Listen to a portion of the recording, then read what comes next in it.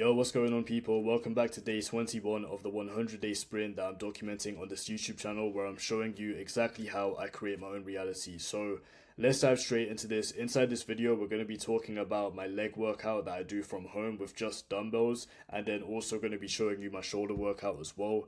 You can see here we woke up at 4:44 in the morning once again, and the reason why I wake up at this time, honestly, is just to get a head start on my day. I personally prefer waking up when it's still dark outside, just gives me some kind of mental edge. I don't know why, but then I get straight into a meditation. You can see here, then we got straight into the workout. So for legs and shoulders, today was actually quite a light workout. So I've lowered the volume with the actual quads, and then increased the volume with lower weight for the shoulders as well. So you can see here, we did 3 sets of split squats, 3 sets of hack squats. We did 4 sets of RDLs, and then 5 sets of calves. And then you can see here with slightly lighter weight than I normally do. Normally I'll be going up as heavy as like 16 kgs on my lateral raises. You can see here we were only doing 8 kgs for 4 sets, and then also rear delt flies, 8 kgs for 4 sets as well on that. So let's dive straight into this and just show you the footage. So you can see here we started out on the split squats. Now I have a love-hate relationship with split squats here, because split squats for me, like, I love them because I know that they're just creating like serious growth in my legs, but I also hate them just because of how like hard it is to just low-key balance on that bench on one leg.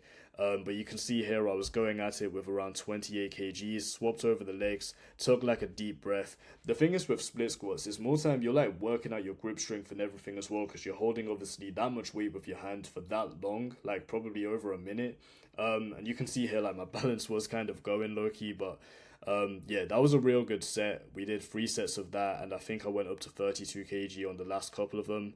And then I believe after that we got into some of the hack squats. So hack squats for me are an interesting one. I basically use the back of my bench on an elevated slant, and I use both my 32 kg dumbbells, so this is 64 kg altogether, and I actually hold the dumbbells, as you can see, like behind my body, and that way it's like a straight up and down movement. And this is like a killer movement, man, especially when you go slow. You can see here like my legs are shaking, and it's not really like the heaviest weight either. And then you can see here we got into the RDL. So we did 4 sets of RDLs. This is with 32 kgs. I think I don't actually have my wrist wraps on in this video because I left them at the gym or something, but the weight is, it's not heavy once again, but just the slowness that I go and the time under tension, it does cause some serious growth. It makes your legs like shake like crazy after. I know my legs were cramping up later in that evening. And also the grip strength, man. Like the grips, without using the wrist straps, like your forearms are cooked. But I guess it does you a favor, man, in training your forearms. But then you can see here we got into oh, actually no, I did have my wrist wraps, but then we got into some calves.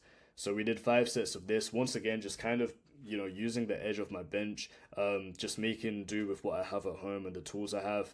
And yeah, just holding the dumbbells, simple calf raises. And then you can see here we got into the lateral raises. So this is with the 8 kgs, but super light. And yeah, this is just time under tension. Once again, like I don't always train heavy, and I don't always just swing the weights like crazy. You can see like here, you know, we're going real slow. We're controlling the reps and focusing on the time under tension. And that's what causes growth as well. And also when you do time under tension, especially when you hold it at the top for a few seconds like what I'm doing, then you're also going to be working out your tendons as well, and that's really good for just kind of like isometric holds and all of that kind of stuff as well. It's good for your overall tendon strength. And then you can see here we got into the rear delts. Rear delt flies, that's my go-to movement for rear delts.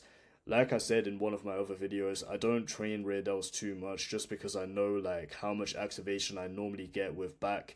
So yeah, like side delts is really the main focus for me. I really try and avoid front delts, but rear delts I'll do now and then, maybe like once or twice a week. So yeah, that was pretty much it. That was like my legs and shoulders workout. Super simple. Honestly, this one was more of like a deload workout, so you can see it was slightly lighter weight, slower volume, higher volume, lower weight on the shoulders.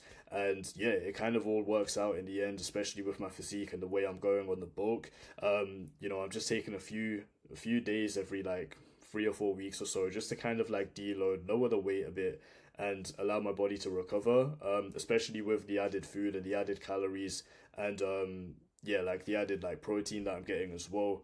Like I already know by the end of this bulk my physique is going to be crazy. So that's day 21. I'll catch you guys on day 22 and appreciate you guys watching.